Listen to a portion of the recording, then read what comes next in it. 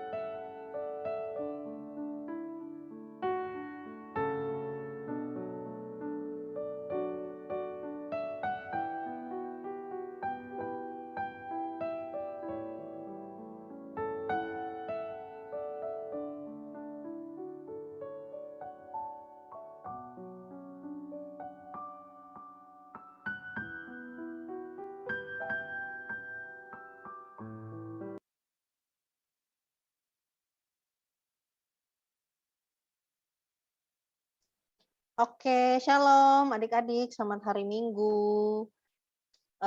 Di sini udah ramai banget ya, udah ada 40 anak. Dibagi 10, jadinya berapa? 4, baru berempat kita. Ada Baby Bunga, halo selamat hari Minggu Baby Bunga. Ada Jesse, selamat hari Minggu Jesse. Ada Miska, selamat hari Minggu Miska. Sama ada Yosia juga, selamat hari Minggu Yosia. Yosia nanti Kamorla minta tolong baca Mazmur bareng ya kita. Oke? Oke. Oke. Ya, selamat datang dan selamat beribadah lagi baik adik-adik dan kakak-kakak PT di ibadah hari Minggu Persekutuan Teruna GPIB Kasih Setia tanggal 10 April. Ya, sebelum kita mulai ibadah, seperti biasa nih, Kamorla mau jelasin tata tertibnya ya. Yang mungkin udah pada hafal, tapi biar diingetin lagi. Yang pertama, wajib nih ya, wajib siapkan Alkitab dan berpakaian rapih. Karena kan kita mau beribadah, jadi jangan setengah ke atas doang rapih, yang bawahnya celana pendek gitu kan. Coba dicek dulu. Ini ada yang senyum-senyum nih. Jadi kita harus rapih ya dari atas sampai bawah. Jangan lupa Alkitabnya, paling penting. Terus yang kedua, ID Zoom-nya boleh diganti ya. Sekarang kalau dulu kita nama strip sektor, sekarang nama strip kelasnya. Ini Kamorla lihat, JC. Oke, mantap. Jadi udah semua ya. Grace boleh diganti ya. Untuk yang kelas 1 SMP sampai 2 SMP itu Eka, 3 SMP sampai 3 SMA atau SMK itu Dwi. Nanti soalnya kita mau bagi kelas nih. Jadi biar kakak-kakaknya tahu yang Eka mana, yang Dwi mana. Terus yang ketiga, adik lain dan kakak lain diharapkan mute mic-nya saat ibadah berlangsung, kecuali ada sesi tanya jawab. Yang keempat, adik lain dan kakak lain diharapkan on cam, diharuskan juga ya, ini diharuskan on cam selama ibadah berlangsung nih. Kecuali kalau ada gangguan jaringan boleh disampaikan, tapi kalau nggak ada masalah, kita on cam semua ya. Terus yang kelima, jika ada suara atau rekaman yang kurang jelas, silakan tulis di kolom chat. Terus yang terakhir, kalau ada yang mau didoakan sebelum doa syafaat, boleh tuh sampaikan di kolom komentar juga di kolom chat. Jadi bisa didoakan oleh kakak-kakak atau temannya yang nanti berdoa syafaat. Oke. Kita mau latihan lagu. Untuk yang pertama, lagu Menghadap Tuhan dari NKB 1, Hai Kristen nyanyilah.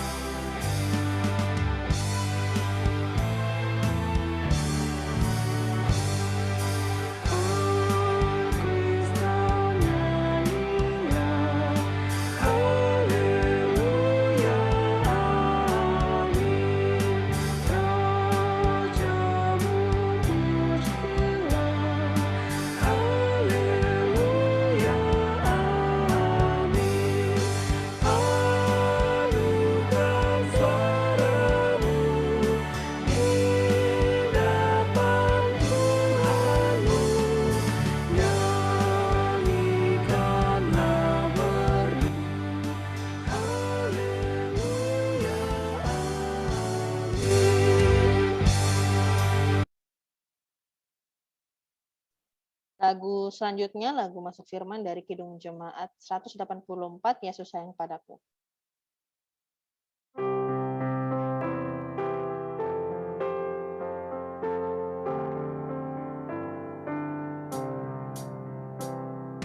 Yesus sayang padaku, Alkitab mengajarku, walau aku kecil lemah, aku ini miliknya. Yesus Tuhanku, sayang padaku. Itu firman-Nya di dalam Alkitab.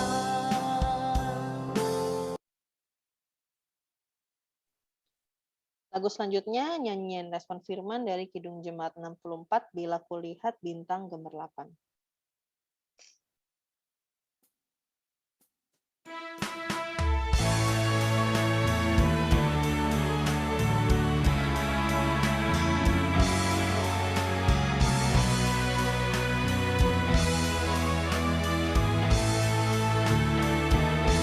Bila kulihat bintang gemerlapan dan bunyi guyup udara, ya Tuhanku, tak putus aku heran melihat cinta-Mu yang besar. Maka jiwaku pun memuji-Mu,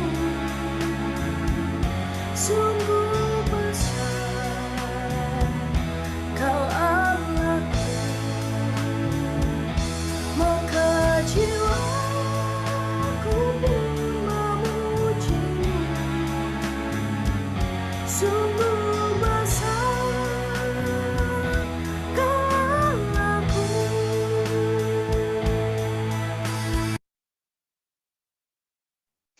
Selanjutnya, lagu persembahan dari Kidung Jemaat 403, Hujan Berkat Kan Tercurah.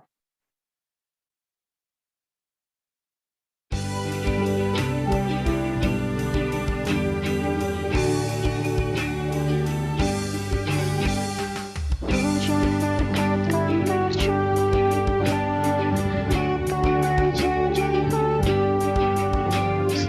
Hidup segar dari sorga kan diberi penebus. Hujan berkat, itu yang kami perlu. Sudah menetes berkat-Mu, bila tercurah penuh.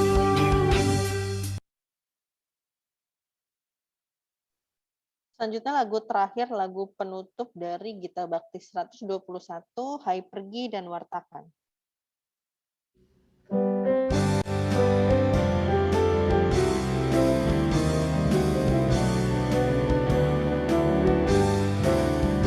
Hai pergi dan wartakan Injil Kristus dalam karya dan dalam karsa-Mu. Baik di rumah, sekolah, dan di kantor, juga di setiap waktu dan tempat.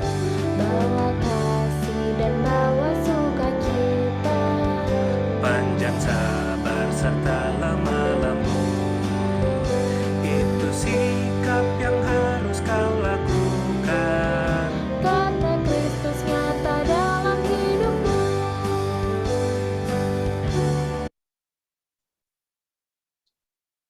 Baik, sebelum kita memulai beribadah, adik-adik dan kakak lain dipersilakan untuk bersatu teduh sejenak.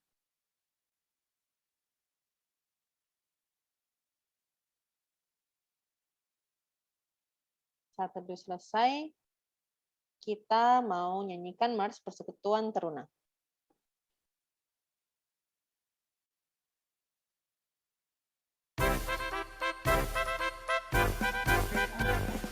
Bersama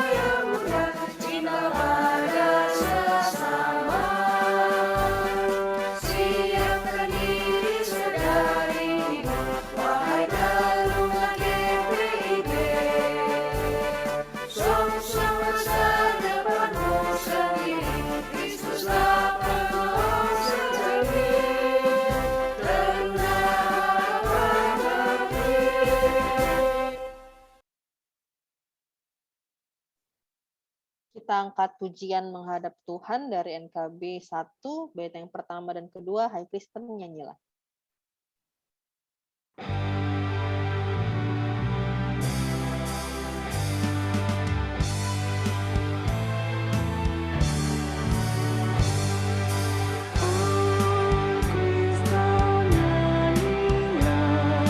Haleluya, amin.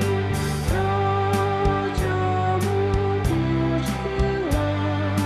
Haleluya, amin. Padukan suaramu di depan Tuhanmu. Nyanyikanlah merdu. Haleluya, amin.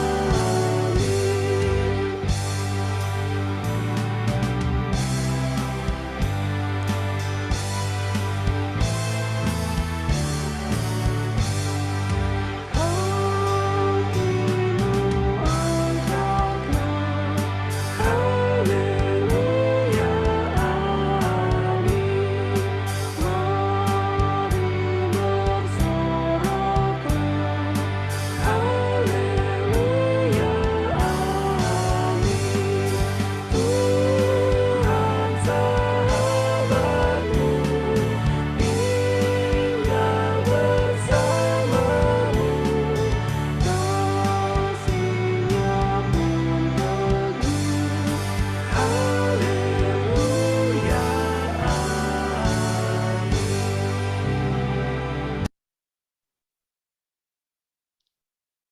Mari kita bersatu dalam doa.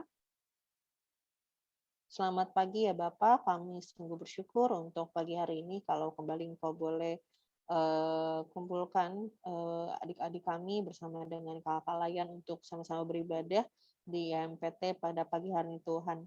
Kami berdoa agar adik-adik yang belum join bisa dan tidak berhalangan bisa segera bergabung bersama-sama dengan kami ya Bapak untuk sama-sama kita memuji memuliakan nama-Mu dan mendengarkan firman. Kami mau serahkan jalannya ibadah pada pagi hari ini hanya ke dalam tangan-Mu saja ya Bapak. Engkau yang pimpin dari awal sampai akhirnya.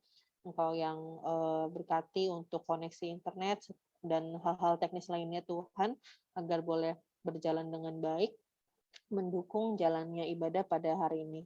Engkau yang berikan juga hati yang fokus padamu saja Tuhan, baik dari kakak lain maupun adik-adik lainnya Tuhan, sehingga ibadah ini boleh berkenan di hadapan-Mu ya Bapa. Dalam nama Tuhan Yesus kami telah berdoa, haleluya, amin. Pembacaan Mazmur dari Mazmur 139, ayat yang pertama sampai keempat, boleh dibuka dulu adik-adik. Di sini Kamorla udah minta tolong sama Yosia, kita baca ya. Mazmur 139 ayat pertama sampai keempat.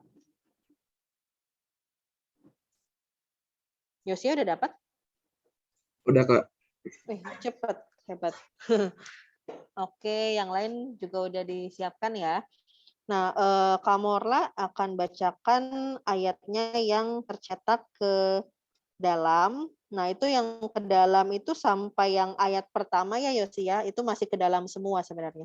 Jadi nanti yang keluar Yosia mulai di ayat yang kedua. Baru nanti yang ayat ketiga itu ke dalamnya setengah, keluar setengah gitu ya. Oke, adik-adik yang lain juga udah boleh dibuka mengikuti pembacaan ya. Mazmur 139 ayat yang pertama sampai keempat. Untuk pemimpin biduan Mazmur Daud. Tuhan, Engkau menyelidiki dan mengenal aku. Engkau mengetahui kalau aku duduk atau berdiri. Engkau mengerti pikiranku dari jauh. Engkau memeriksa aku kalau aku berjalan dan berbaring. Segala jalanku kau maklumi. Sebab sebelum lidahku mengeluarkan perkataan, Sesungguhnya semuanya telah kau ketahui ya Tuhan. Oke, terima kasih Yosia.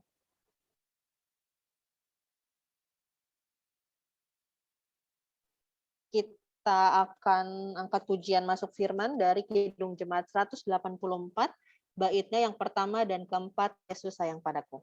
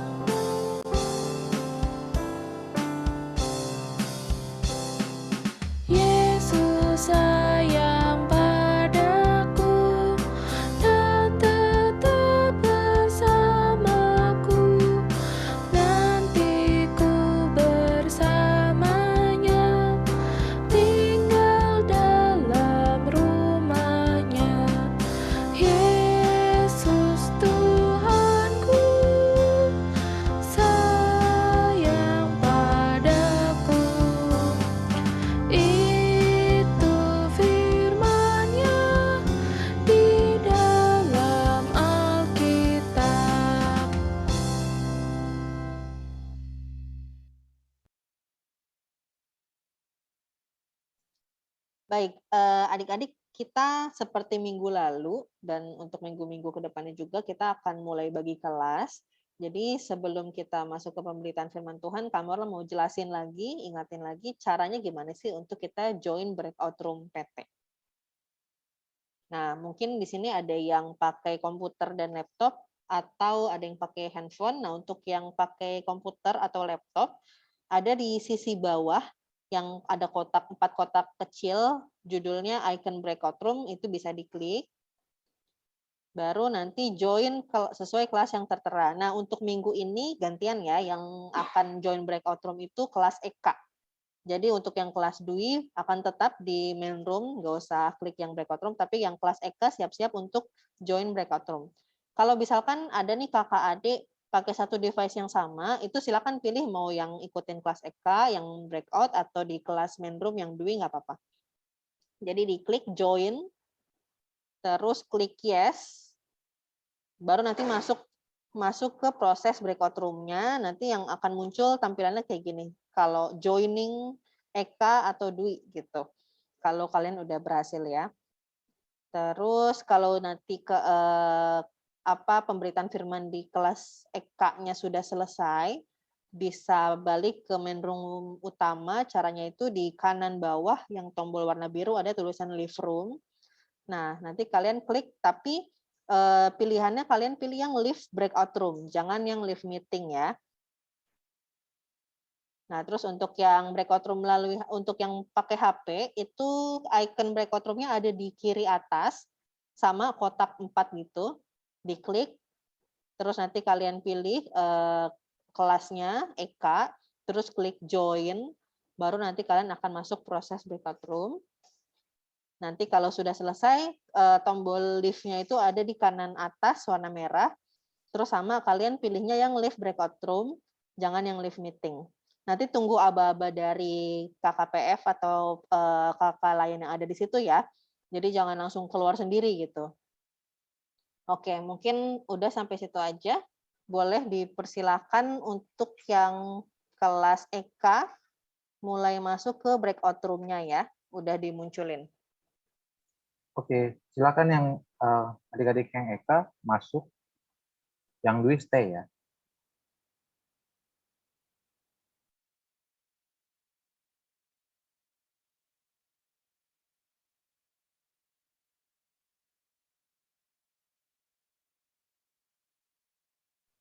Untuk yang kelas Eka, join ke breakout room ya.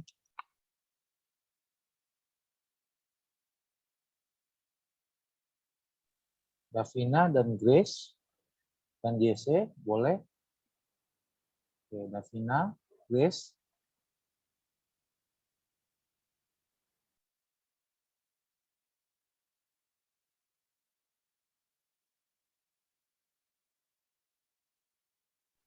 Halo Davina, apa ada tempat?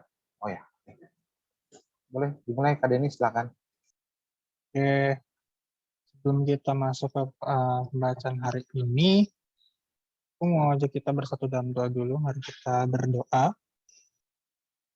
Terima kasih berkat dalam kerajaan surga, kami mengucap syukur untuk kasih-Mu, yang kami serahkan firman yang akan kami renungkan pada hari ini. Kiranya kami sebagai teruna dapat mengerti dan juga dapat melakukan kehendak Tuhan yang firman kami melalui firman yang Kau ajarkan bagi kami saat ini. Berfirmanlah ya Tuhan, kami siap mendengarkan-Mu, kami dengan kuasa Roh Kudus. Dan nama Anakmu kami berdoa dan mengucap syukur. Amin. Baik, aku mau ajak kita sama-sama buka dari Injil Yohanes, ya, Injil Yohanes pasal 10, ayat 22 sampai 30. Injil Yohanes pasal 10, ayat 22 sampai 30. Aku boleh minta tolong sama siapa ya, yang bersedia, yang sukarela untuk bantu aku bacakan juga. Jevon kali ya? Gimana Jeff? Oke. Aku akan bacakan judul perikopnya, lalu kau bacakan yang ayat genap ya, aku ganjil dan seterusnya. Jika sudah ketemu semua, Yohanes 10 ayat 20 sampai 30, mari kita sama-sama bacakan. Aku dan Jevon akan bacakan dengan bersuara. Yesus ditolak oleh orang Yahudi. Tidak lama kemudian tibalah hari raya Pentahbisan Bait Allah di Yerusalem. Ketika itu musim dingin. Dan Yesus berjalan-jalan di bait Allah di Serambi Salomo. Maka orang-orang Yahudi mengelilingi dia dan berkata kepadanya, "Berapa lama lagi engkau membiarkan kami hidup dalam kebimbangan? Jikalau engkau Mesias, katakanlah terus terang kepada kami." Yesus menjawab mereka, "Aku telah mengatakannya kepada kamu, tetapi kamu tidak percaya. Pekerjaan-pekerjaan yang kulakukan dalam nama Bapakku, itulah yang memberikan kesaksian tentang aku." Tapi kamu tidak percaya karena kamu tidak termasuk domba-dombaku. Domba-dombaku mendengarkan suaraku, dan aku mendengar mereka, dan mereka mengikut aku. Dan aku memberikan hidup yang kekal kepada mereka, dan mereka pasti tidak akan binasa sampai selama-lamanya, dan seorang pun tidak akan merebut mereka dari tanganku. Bapakku yang memberikan mereka kepadaku lebih besar daripada siapapun, dan seorang pun tidak dapat merebut mereka dari tangan Bapa. Aku dan Bapa adalah satu. Demikian firman Tuhan. Ya, terima kasih Jevan sebelumnya. Aku meminta tolong Kak Daniel bisa minta putarkan video pengantar ke kitab Yohanes ini, silakan. Kita simak bareng-bareng ya. Injil menurut Yohanes. Kitab ini adalah salah satu catatan mula-mula tentang kisah hidup Yesus, dan pada bagian akhirnya kita dapati bahwa kitab ini ditulis oleh salah satu murid terdekat Yesus, yang disebut murid yang dikasihi Yesus. Dia sendiri berkali-kali muncul dalam kitab ini, dan ada beberapa perdebatan yang membahas apakah kitab ini ditulis oleh Yohanes anak Zebedeus, salah satu dari 12 murid, ataukah Yohanes lainnya yang tinggal di Yerusalem, dan selanjutnya dikenal dalam gereja mula-mula sebagai penatua Yohanes.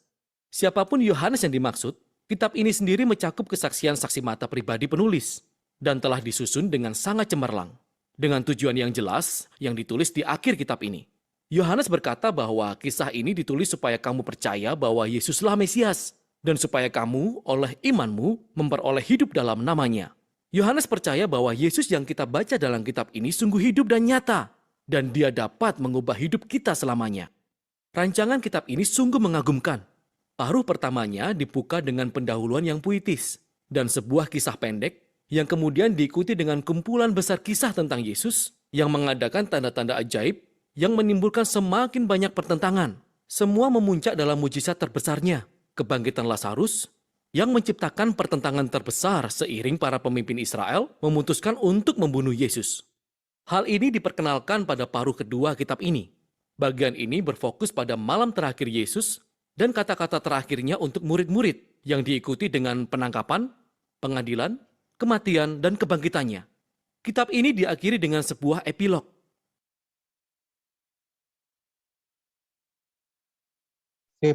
Itu demikian pengantar singkat yang boleh kita sama-sama baca dari kitab Yohanes. Salah satu kitab Injil yang ditulis oleh seorang murid Yesus yang bernama Yohanes. Tadi Yohanes bisa Yohanes yang 12 murid, atau bisa juga Yohanes-Yohanes lain yang pada saat itu hidup berdampingan, hidup bersama-sama pada zaman Tuhan Yesus di dunia.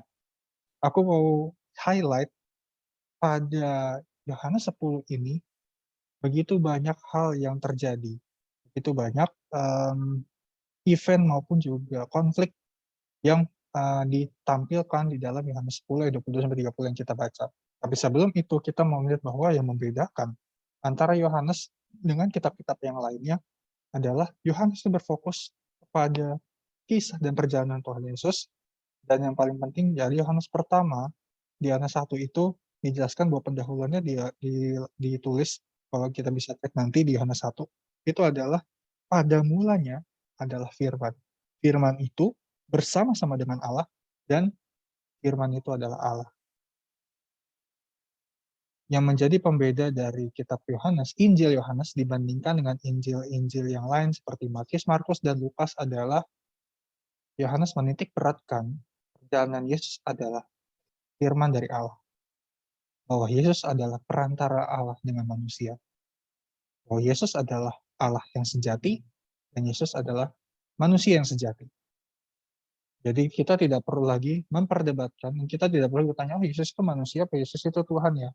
Kalau Yesus Tuhan kenapa mati ya? Oh kalau Yesus manusia kenapa Yesus bisa membuat mujizat ya? Tidak. Yesus itu adalah seutuhnya manusia dan Yesus juga adalah seutuhnya Allah. Allah anak yang turun di tengah-tengah manusia.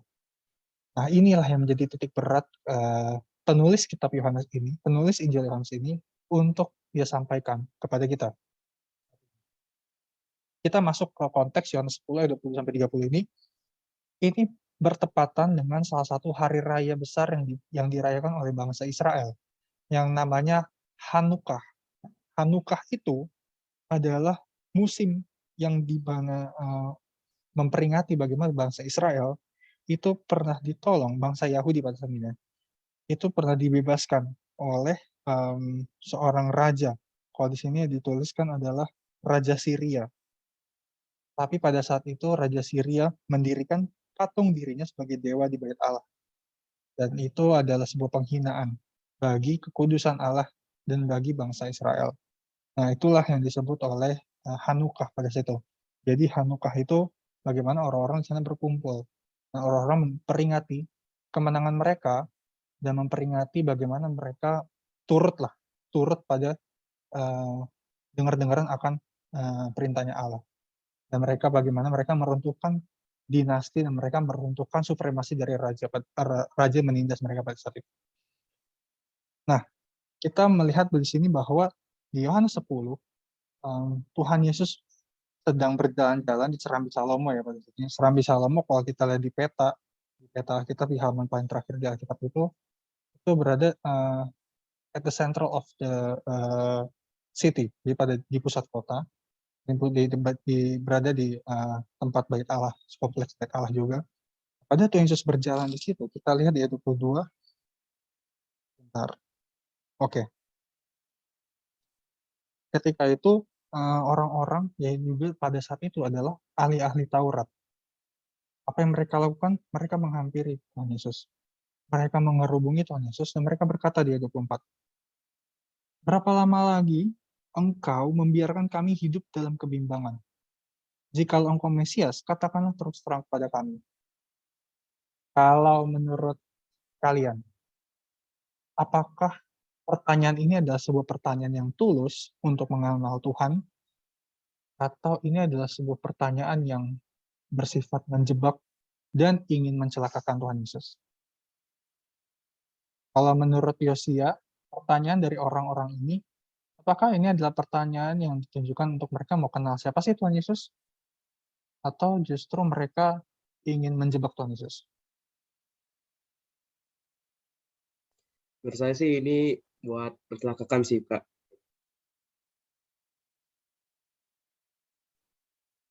Kita melihat ya, alasan yang cukup jelas dari dari orang-orang ahli-ahli Taurat, orang-orang Yahudi pada saat itu mengelilingi dia, itu bukan semata-mata, mereka pengen kenal Tuhan Yesus, mereka pengen serius untuk mengikut Tuhan Yesus. Kita belajar di kalau nggak 2 minggu yang lalu, yang aku juga sampaikan di dalam pemberitaan firman, bahwa orang-orang Yahudi, termasuk ahli-ahli Taurat di dalamnya, mereka adalah orang-orang yang ingin mencelakakan, ingin memenjarakan, bahkan ingin membunuh Tuhan Yesus. Dan Yohanes 10 ini adalah salah satu bentuk akumulasi, bentuk kayak gabungan gitu, dari berbagai macam mujizat yang Tuhan Yesus lakukan sepanjang kehidupannya.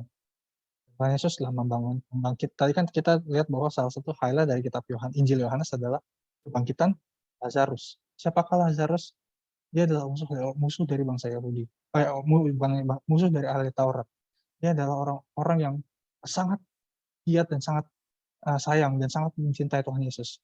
Maka waktu Lazarus mati, kita sedikit flashback, Tuhan Yesus menangis pada saat itu. Pada saat dia tahu kematian Lazarus. Tapi akhirnya mujizat terjadi, Lazarus dibangkitkan. Dan Lazarus menceritakan tentang mujizat yang telah dia rasakan.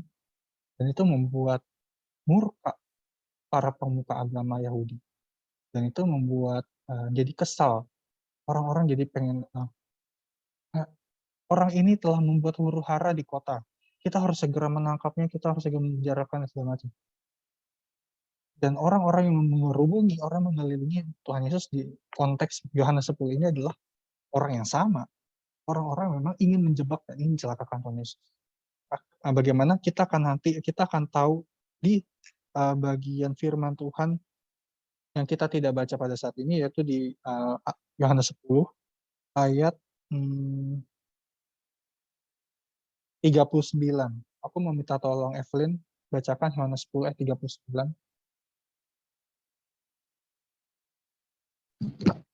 Sekali lagi mereka mencoba menangkap dia, tetapi ia luput dari tangan mereka.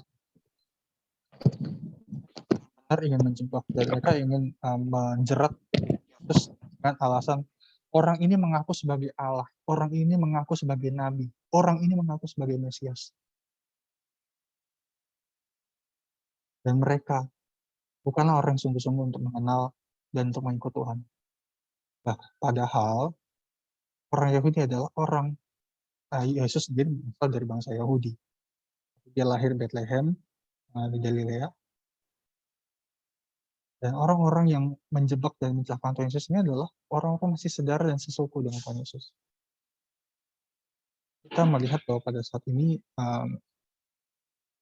kita berada di dalam situasi, misalnya di suatu kondisi yang dimana kita tidak bisa dibilang dunia ini sedang normal, sedang happy nih, kita sudah selesai pandemi, lepas masker kita jalan-jalan sana sini. Selain pandemi, kita masih berada di dalam mungkin krisis.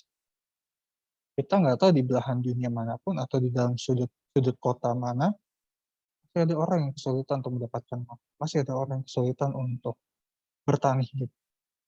Masih ada orang yang begitu sulit untuk menafkahi keluarganya. Dan kita juga tahu bahwa di belahan dunia lain sedang terjadi konflik, sedang terjadi perang, sedang terjadi pengambil alihan daerah, sedang terjadi banyak hal gitu.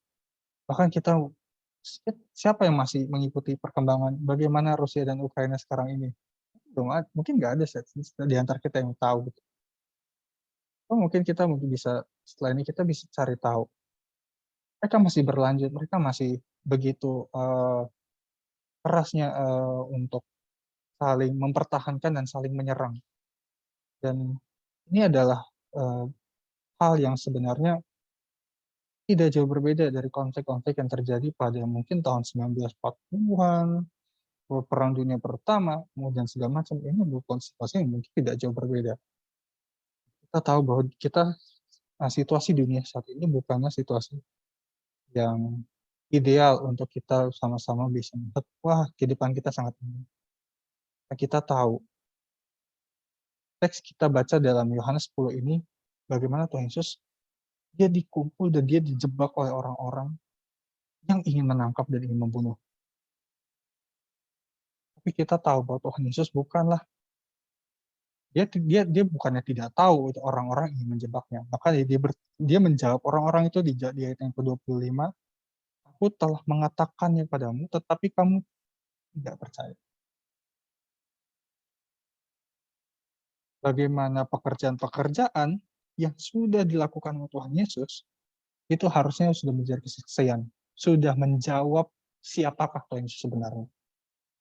Mujizat membangkitkan Lazarus, mujizat memberi makan 5.000 orang, mujizat untuk menyembuhkan orang sakit, mujizat untuk mengajar banyak orang, berjalan di atas air, perkawinan di Kana, air menjadi anggur. Demikian banyak mujizat yang dilakukan oleh Tuhan Yesus. Ini adalah sebuah tanda, ini adalah sebuah petunjuk yang ingin Tuhan Yesus sampaikan kepada orang-orang pada saat. Namun bagaimana reaksi Tuhan Yesus meninggi? Kalau dari jawabannya kita bisa simpulkan bahwa Tuhan Yesus sebenarnya nggak terganggu dengan kehadiran mereka. Apa yang Tuhan Yesus lakukan? Tuhan Yesus tetap jalan terus. Terus go on dengan visinya. Tuhan Yesus tetap maju terus dengan kehendak Tuhan. Dia tidak terganggu dengan apa yang disinggung orang, apa yang sedang isu yang sedang digoreng oleh bangsa oleh orang-orang umat-umat Yahudi, ahli Taurat, orang Farisi, dia tetap fokus untuk memberitakan Injil, dia tetap fokus untuk menyelamatkan anak-anak umat-umat orang-orang Kristen, dia tetap fokus untuk menjadi juru selamat baginya. Ayat 26 di sini berkata, tetapi kamu tidak percaya karena kamu tidak termasuk domba-dombaku. Ayat 27, domba-dombaku mendengarkan suaraku dan aku mengenal mereka dan mereka mengikut aku. Dan aku memberikan hidup yang kekal kepada mereka dan mereka pasti tidak akan binasa sampai selama-lamanya. Dan seorang pun tidak akan merebut mereka dari tangan. Yesus menggambarkan sebuah skema, sebuah jalur, sebuah jalur bagaimana seorang yang diselamatkan akan memperoleh hidup yang kekal. Bagaimana kita yang akhirnya percaya pada Tuhan Yesus akan mendapatkan kepastian kehidupan yang kekal. Domba-domba ini ya kita, sebagai orang-orang yang tidak tahu apa-apa, sebagai orang yang masih jatuh, orang yang masih begitu lemah, orang yang masih mungkin sulit untuk membedakan mana yang kehendak Tuhan, mana yang kehendak diri sendiri. Kita masih sulit untuk mungkin melakukan apa yang benar di mata Tuhan. Apakah itu salah? Itu ada manusia. Karena kehendak daging adalah kehendak yang bertentangan dengan kehendak Tuhan. Ketika kita gagal untuk melakukan perbuatan baik, ketika kita gagal untuk menjaga kekudusan, ketika kita gagal untuk mungkin kita merasa, oh, aku lagi jarang nih baca Alkitab, oh, aku lagi jarang nih berdoa. Apakah itu sebuah kesalahan? Iya. Tapi apakah itu sebuah hal yang harus kita renungkan, harus kita ratapi dan harus kita sedih? Tentu tidak. Hidup kita harus terus berlanjut dan kita harus tersadar bahwa sejauh apapun jarak yang kita rasakan antara kita dengan Tuhan, aku mau sampaikan sekarang kepada kita semua, pada adik-adik terutama, bahwa Tuhan tidak pernah jauh dari kita. Tuhan tidak pernah meninggalkan kita. Sejauh apapun kita rasa hubungan kita dengan Tuhan, kita tidak pernah ditinggalkannya, dan kita tidak pernah, dan Tuhan tidak pernah meninggalkan kita. Siapakah yang meninggalkan? Itulah kita. Tapi apakah Tuhan meninggalkan? Tidak.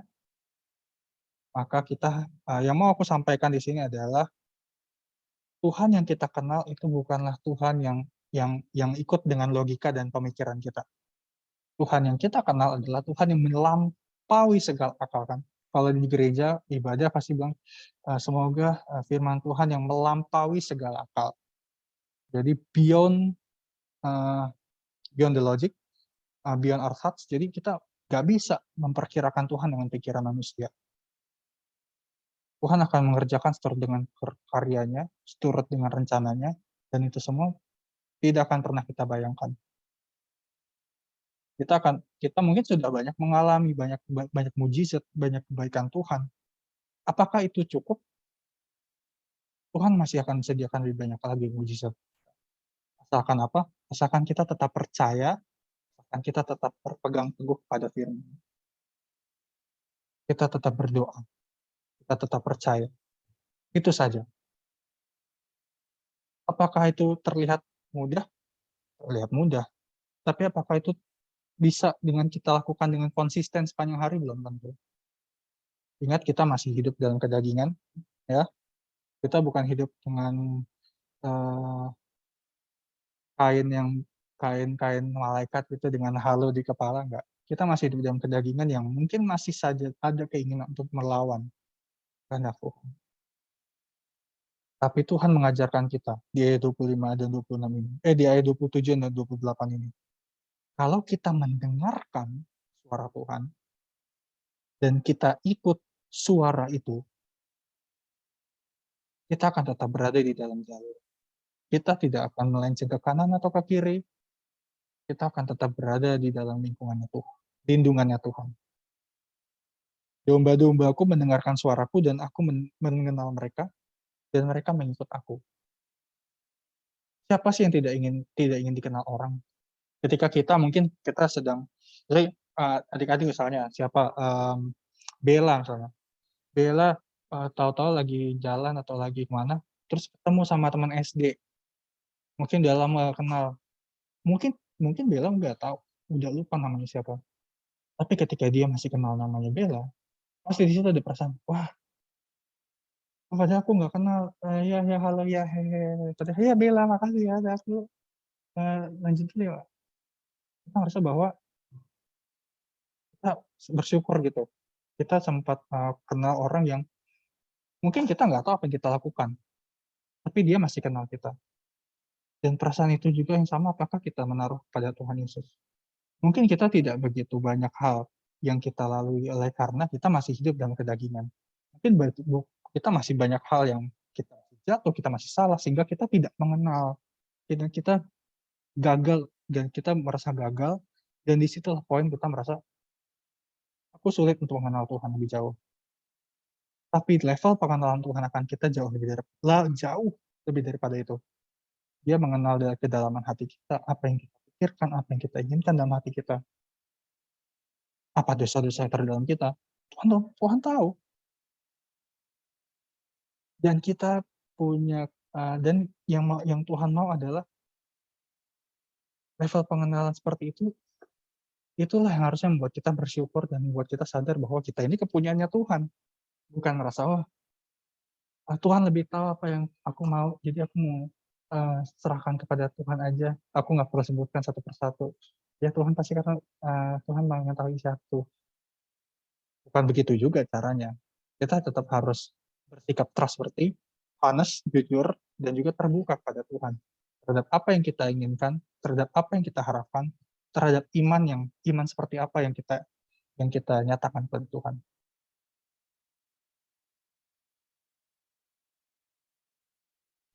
Kita belajar lewat perikop ini bahwa bagaimana Yesus sebagai Mesias adalah sebuah kabar sukacita yang begitu besar bagi umat manusia. Sebentar lagi kita akan merayakan hari apa? Hari Raya Paskah. Sebelum Paskah itu ada Jumat Agung. Bagi bagi orang Kristen juga yang memang belajar lebih dalam, sebelum Jumat Agung itu ada Kamis Putih, bahkan 40 hari sebelumnya kan kita sudah pernah merayakan ibadah Rabu Abu. Kita melihat bagaimana perjalanan menuju kebangkitan Tuhan Yesus itu adalah jalan yang panjang dan berliku. Dan Yohanes 10 ini adalah salah satu dari antara perjalanan Tuhan Yesus untuk menyatakan kasih-Nya yang besar banget pada dunia, kepada kita. Kiranya di H-7 menjelang Paskah ini kita benar-benar bisa merenungkan ya. Aku yakin kita sebagai teruna-teruna Dwi, kita sudah menjadi teruna-teruna yang menerima segala sesuatunya tuh berdasarkan logika dan berdasarkan perenungan. Bahwa kita menerima Alkitab dan menerima Tuhan Yesus sebagai Tuhan dan Juru Selamat kita, dan kita belajar dari sekolah minggu, dari PT selama ini. Tapi kita sudah mulai belajar untuk kita merenungkan dengan pikiran kita sendiri. Yesus seperti apa yang kita kenal? Tuhan seperti apa yang kita sembah dan kita bawa dalam doa selama ini? Dan apa yang sudah Dia lakukan dalam kehidupan kita? Sehingga kita dengan begitu semangat, dengan begitu rutinnya kita berdoa kepadanya. Tuhan Yesus seperti apa yang kita alami, sehingga kita mau baca firman ini. Setiap hari, setiap saat, mungkin juga ya paling ini setiap minggu waktu PT. Tapi itu, Tuhan seperti apa yang kita kenal. Sampai pada akhirnya, Dia mau menyerahkan tubuh dan darahnya mati di kayu salib. Buatmu, buat saya, buat kita semua. Kira-kira jadi perenungan kita pribadi ya. Aku mau bawa kita pada kesimpulan bahwa ayat 30, aku dan Bapa adalah satu. Jadi tidak ada pemisah antara Yesus dengan Bapa, tidak ada pemisah antara Bapa dengan kita. Karena apa? Yesus adalah jembatan. Percaya pada Yesus, diselamatkan. Itu sudah cukup. Demikian firman Tuhan. Amin. Sejauh ini ada yang mau ditanya? Kalau nggak ada yang ditanya, kita foto dulu. Aku mau share. Ya kan, keadaannya kita bisa foto dulu. Ya udah aku aja. Oke, kan mumpung lagi on cam semua, ya siap ya. Satu kali aja. One take. Semua siap? 1, 2, 3. Thank you. Nah, silakan yang Eka kasih tahu.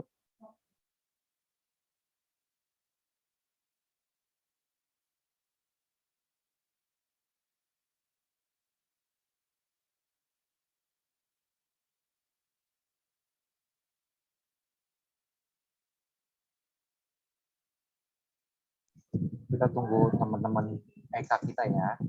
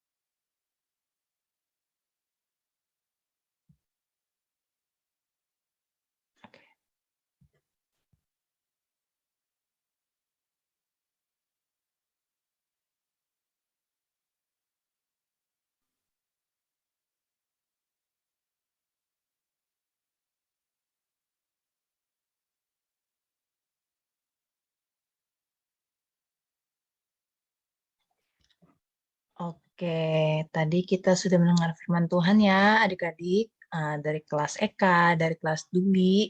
Nah, tentang mengenal Tuhan, semoga firman Tuhan yang tadi Karifa sampaikan, Karifa dan Kak Deni sampaikan, bisa adik-adik renungi dalam kehidupan sehari-hari. Nah, adik-adik, mari kita bersatu teduh untuk merenungi firman yang telah kita dengarkan. Dipersilakan.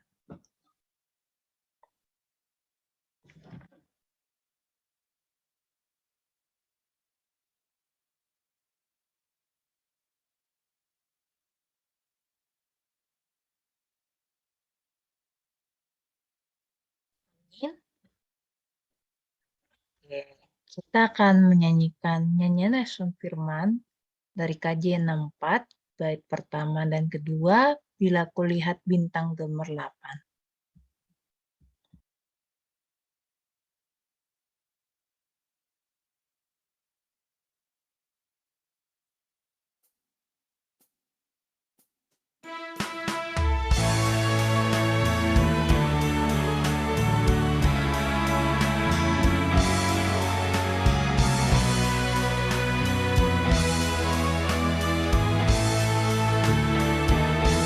Bila ku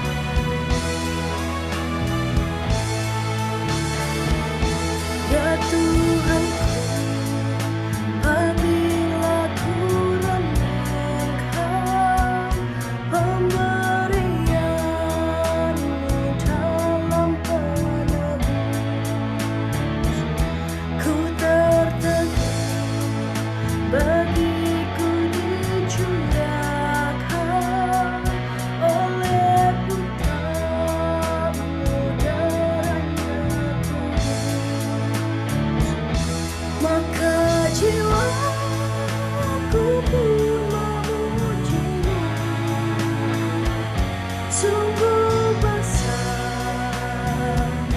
Kau Allahku, maka jiwaku pun memujimu. Sungguh besar Kau Allahku.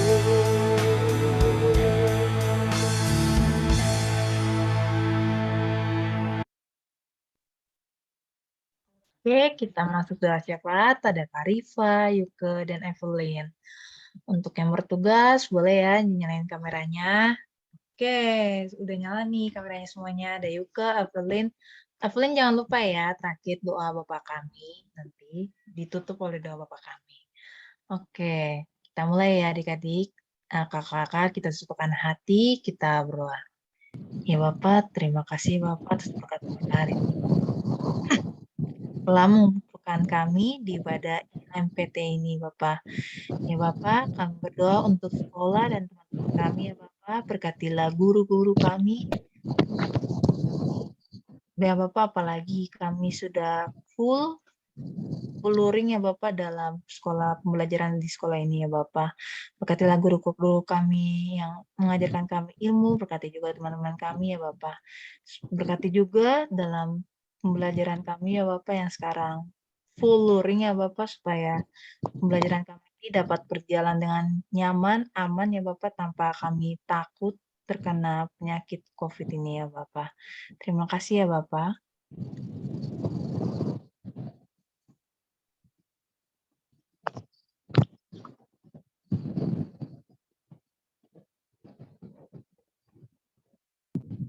Maaf Yuka, boleh unmute dulu.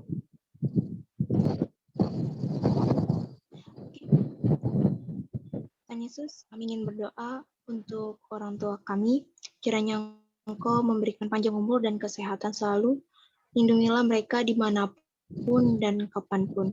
Dan juga kami ingin berdoa untuk gereja kami. Kiranya gereja kami dapat digunakan selalu untuk memberitakan firman-Mu, melayani-Mu, dan mendengarkan firman-Mu. Terima kasih ya Tuhan Yesus, kami berdoa mengucap syukur. Ya Tuhan, kami juga mau berdoa untuk ya Tuhan. Berkati kakak Leon dan kami semua supaya kami bisa selalu mendengar dan memuji. Kami juga mau berdoa untuk bangsa dan negara kami ya Tuhan. Berkati Pak Presiden serta jajarannya dari yang tertinggi hingga yang terendah ya Tuhan. Agar dapat memimpin negara ini dengan baik ya Tuhan. Terima kasih ya Tuhan Yesus, doa yang kurang sempurna ini kami alaskan ke dalam tangan-Mu yang telah mengajar kami berdoa. Bapa kami yang di surga, dikuduskanlah nama-Mu, datanglah kerajaan-Mu, jadilah kehendak-Mu di bumi seperti di surga. Berikanlah kami pada hari ini makan kami yang secukupnya, dan ampunilah kami akan kesalahan kami, seperti kami juga mau mengampuni orang yang bersalah kepada kami. Dan janganlah membawa kami ke dalam pencobaan, tapi lepaskanlah kami daripada yang jahat.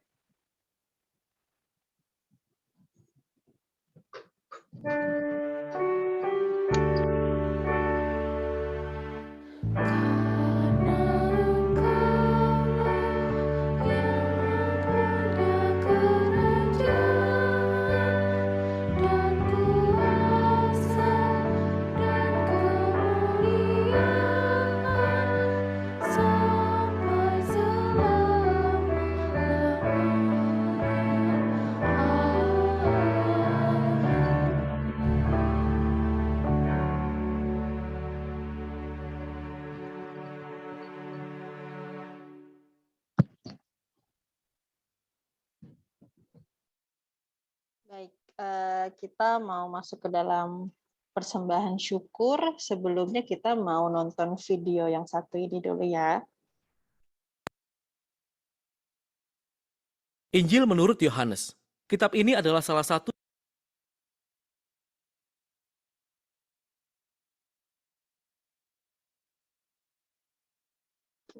Oke, kayaknya untuk videonya kita skip dulu untuk hari ini. Seperti biasa, tapi cara-cara transfernya mungkin adik-adik dan kakak kalian udah tahu ya. Yang mungkin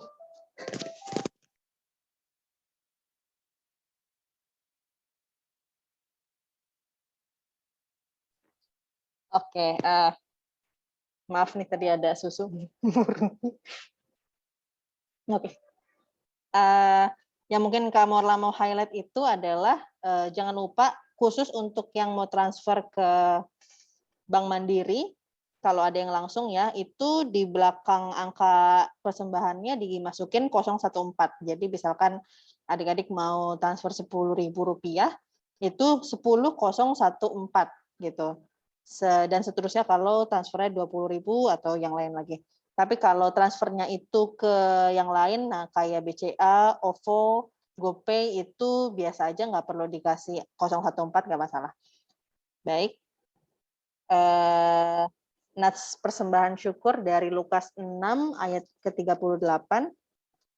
Berilah dan kamu akan diberi suatu takaran yang baik, yang dipadatkan, yang digoncang, dan yang tumpah keluar akan dicurahkan ke dalam ribaanmu. Sebab ukuran yang kamu pakai untuk mengukur akan diukurkan kepadamu. Kita angkat pujian persembahan dari Kidung Jemaat 403, bait yang pertama dan keempat, hujan berkat kan tercurah.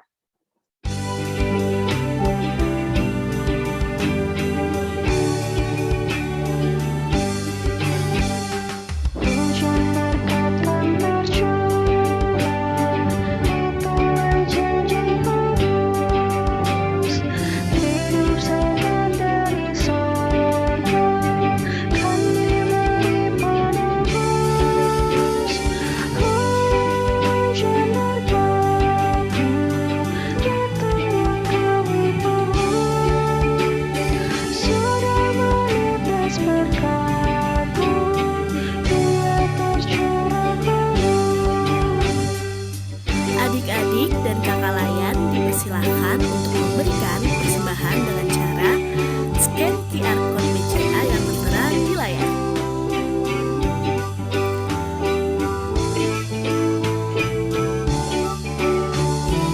Atau transfer ke rekening BCA di nomor 7010493603 atas nama Morla Gabriela.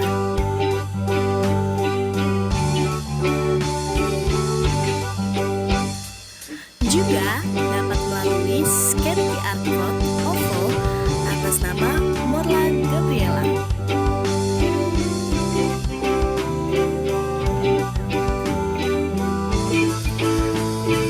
Atau dapat transfer langsung ke rekening Mandiri dengan nomor rekening 1180099076233 atas nama GPIB Kasih Setia Ciledug. Tuhan Yesus memberkati persembahan adik-adik dan kakak layan sekalian. Hujan berkat kan tercurah, kami menantikannya. Hati tahu kami buka, Yesus kau isi segera. Hujan berkat-Mu, itu yang kami tunggu. Sudah menetes berkat-Mu, biar tercurah penuh.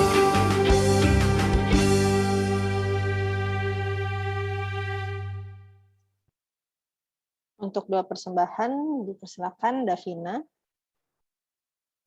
Mari teman-teman dan kakak layan kita satu dalam doa. Ya Tuhan, terima kasih karena sekarang kami sudah memberikan persembahan terbaik kami. Berkatilah setiap orang yang memberikan persembahan tersebut agar dapat membantu dan berguna bagi gereja maupun sesama kami yang memerlukan. Terima kasih ya Tuhan, dalam nama-Mu saja kami telah berdoa dan mengucap syukur. Amin. Baik, terima kasih Davina. Selanjutnya kita masuk ke kabar seputar Taruna. Yeay! Oke.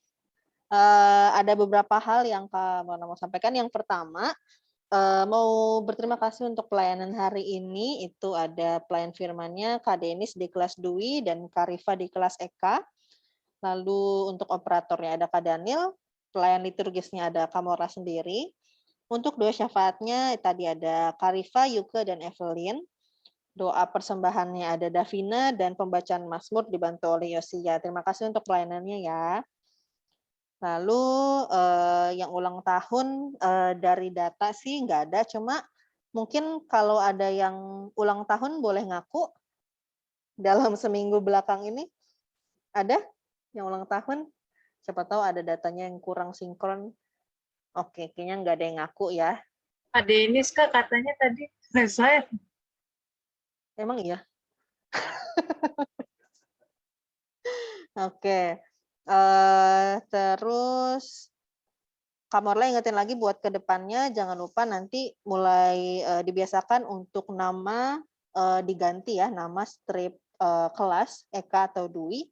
Terus Kamorla ingatkan lagi juga untuk yang tadi mungkin belum sempat kasih persembahan, transfer persembahan, dan nanti habis ibadah baru mau transfer, Kamorla ingatkan lagi kalau misalkan ada yang transfernya langsung ke rekening mandiri gereja, itu jangan lupa ditambahkan kode 014 di belakangnya. Nah, ini mungkin adik-adik boleh sampaikan ke mama papanya ya. Siapa tahu kan mama papanya yang transferin ke gereja. Nah, itu diingatkan untuk kasih kode 014. Kalau langsung ke OVO, BCA, atau GoPay-nya Kamorla, itu nggak perlu pakai itu, nggak apa-apa. Oke, kehadiran hari ini itu ada 7 perempuan, 3 laki-laki, 10 total. Wah, ini rekor. Kayaknya rekor ya, bener nggak sih Kak? Rekor tersedikit, aduh sedih Kamorla. Mungkin kita ajak-ajakin lagi, mungkin hari ini kebetulan tiba-tiba lagi pada ada acara semua gitu kan, nggak ngajak-ngajak kita gitu, yang lain pada pergi jadi nggak bisa ikut. Atau mungkin ada yang ikut ibadah umum, hari ini CD gitu, ya udah nggak apa-apa, tapi mungkin ke depannya boleh adik-adik bantu ajakin juga nih teman-temannya, biar kita bisa lebih ramai lagi, apalagi siapa tahu nanti kan ke depannya kita udah mau mulai luring itu kan, masa kalau 10 doang sepi banget gitu kan. Oke, terus sebelum kita masuk ke KST yang paling ditunggu-tunggu, ada yang mau ditambahin Kakak? Kak, besok ada PT nggak minggu depan? Tetap ada ya? Oke, oh iya, tadi itu ada yang nanya ya, Kak Denis, mungkin yang ditanyakan, mungkin adik-adik juga mau tahu, minggu depan itu kan kita sebenarnya ada ibadah Paskah ya, tapi tetap ada ibadah PT ya, jadi adik-adik nggak bakal kangen nih sama kakaknya, karena minggu depan kita tetap ketemu, oke? Mudah-mudahan lebih ramai dari hari ini ya. Jadi minggu depan, gimana Kak? PT besok, habis PT ibadah subuh, belum lagi harusnya. Yes, Kan nggak apa-apa. tadi adik-adik kakak kan pada kangen sama kakak-kakaknya. Nah, jadi nggak minggu besok nggak kesepian, ketemu.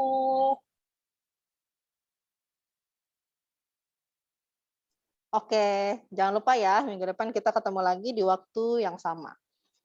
Oke, kalau gitu yang terakhir yang ditunggu-tunggu adalah pelayan untuk minggu depan. Ini orang-orang yang ini aja, apa kita tunjuk yang nggak ada di sini ya, Kak? Coba sebelum kita tunjuk nih, siapa tahu ada yang bersedia mengajukan diri, ada yang mau? Kita Kamorla butuh 3 orang untuk doa syafaat dan 1 orang untuk doa persembahan. Apakah ada yang mau mengajukan diri? Boleh, boleh banget. Kan kebetulan lagi Paskah nih, jadi mungkin mau melayani nih, terpanggil buat aku mau melayani, jadi pelayan di Minggu Paskah. Keren banget. Ada? Apa jadi MC kali, Kak? Boleh, Pelayan kalau mau itu jadi MC juga, gebrakan baru ya kan? Ada yang pengen jadi MC, boleh.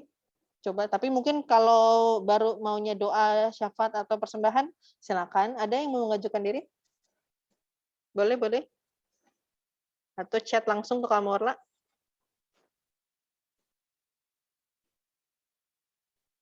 Waduh, rame banget nih yang diem. Oke, berarti kayaknya nggak ada. Berarti harus ditunjuk nih, nggak apa-apa. Kita tunjuk aja 3 orang ya. Mungkin Kamorla minta bantuannya untuk minggu depan melayani, kalau Baby Bunga bisa untuk doa persembahan? Bisa, Kak. Oke, Baby Bunga doa persembahan. Terus untuk doa syafaat 3 orang.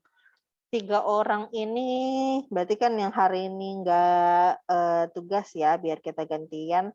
Boleh kalau Kamorla minta Kak Miska bersedia doa syafaat? Yang pertama, Kak. Yang pertama. Iya, Teh.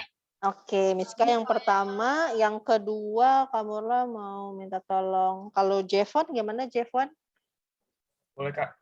Oke, Jevon yang kedua, yang ketiga kalau coba kita lihat. Bella berarti Bella? Bisa, Kak. Bisa ya. Oke, terima kasih adik-adik kesediaannya. Berarti untuk 2 persembahan itu ada Baby Bunga. Doa syafaat yang pertama ada Miska, yang kedua Jevon, dan yang ketiga Bella. Ditunggu kehadirannya minggu depan ya, dan pastikan bisa on cam dan mic-nya aman. Oke, kalau gitu cukup untuk kabar seputar Turuna hari ini. Kita lanjut. Tata ibadahnya boleh ya oke. Amanat pengutusan kamu serahkan lagi ke Kak Denis.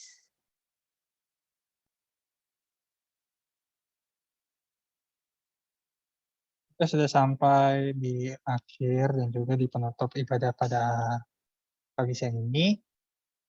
Kiranya firman Tuhan yang boleh sama-sama kita dengarkan, boleh kita lakukan, dan boleh kita renungkan senantiasa dalam hati dan pikiran kita untuk menjadi teruna-teruna yang makin mengenal Tuhan dan boleh meresapi kehadiran Paskah dan Jumat Agung ini sebagai momen untuk kita bisa menjadi pribadi dan remaja dan teruna yang makin cinta Tuhan Yesus. Hari saat ini kita menyanyikan nyanyian pengutusan dari Kita Bakti nomor 2121 bait 1 dan 2, Hai pergi dan wartakan.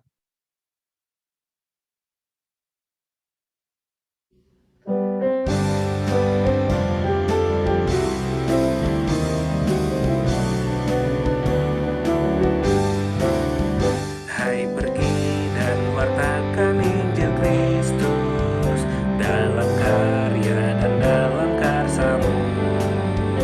Baik di rumah, sekolah, dan di kantor, juga di setiap waktu dan tempat. Bawa kasih dan bawa sukacita.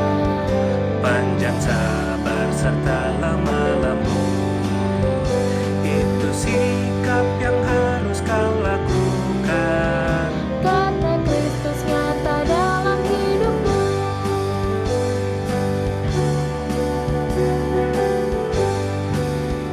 Hai pergi dan wartakan Injil Kristus Dengan kata dan perbuatanmu, juga dalam segala tindakanmu.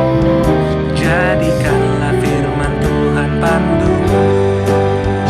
Jangan takut tegakkan keadilan dan berani berkata yang benar. Jangan bimbang dan jangan kau khawatir, Roh Kudus membimbing dan menolongmu.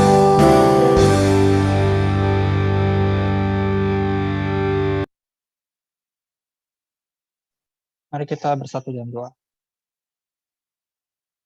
Kepadamu Tuhan Allah yang telah mengaruniakan tunggal dan menjadi juru selamat bagi kehidupan kami. Inilah ucapan syukur kami, inilah ucapan terima kasih kami, penyembahan kami. Kami naikkan hanya kepadamu. Sentiasa menolong dan membimbing kami sebagai remaja-remaja teruna-teruna harapan negeri ini. Layaknya firman telah kami renungkan pada saat ini. Kiranya kasih Tuhan yang boleh terus kami kenal di dalam kehidupan kami, bagaimana domba-dombamu mengenal suara gembala dan mengikutinya. Kiranya hidup kami pun juga demikian menjadi seorang teruna yang selalu mendengarkan apa yang Tuhan mau sampaikan dalam kehidupan kami, dan kami mengikutinya dalam sepanjang jalan kami. Di dalam minggu kami berjalan, kami serahkan setiap hal yang akan kami lalui dalam tangan-Mu. Kiranya perenungan Paskah ke depan juga dapat menolong kami untuk makin menyadari bagaimana kebangkitan dan kematian dan kebangkitan Kristus adalah cinta dan kasih yang nyata dari Engkau ya Tuhan pada kami. Kami serahkan kehidupan kami dalam tangan-Mu. pimpin dan sertai kami senantiasa. Dalam nama anakmu kami berdoa dan ucap syukur. Amin. Bapa terima kasih.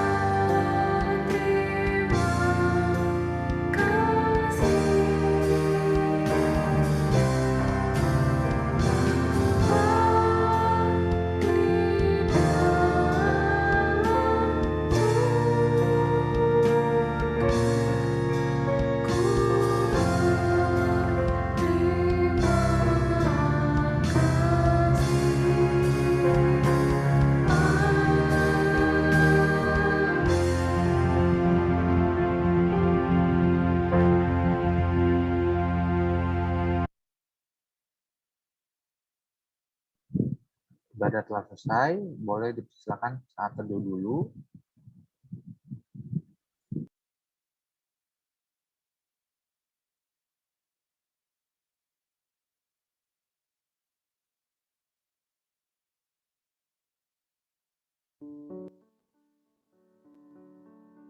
Happy Sunday.